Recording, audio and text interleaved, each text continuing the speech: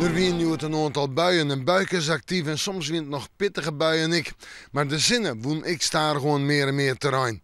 Wel, joen en vannacht, ja, vrij helder waar. Nou, dat is net heel dal weer. Er is ik bewolking en er is nog altijd een kans op een buiken.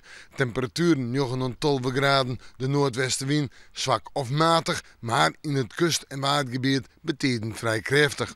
En dan morgen. Ja, het lijkt een dag te worden met bewolking, met zinnen, met droog waar en een temperatuur om bij de 16 en 18 graden. Neem het maar gewoon een koele dag. Maar natuurlijk die noordwestenwind, matig en vrij krachtig, betekent krachtig in het waardgebied. En dan zetten we terug naar sneeuw. Dat wordt ik een droge dag. Temperatuur krijgt wat hoger. Ik denk dat we sneeuw uitkomen zomaar bij de zonnetje of de 18 graden hinnen. En de zinnen is er regelmatig bij. Maar er is ik nog altijd een protte bewolking. En de wind nog altijd uit het noordwesten maar komend, misschien wel noordwest-noord. En die zal matig en vrij krachtig wezen. We sjoggen vooruit.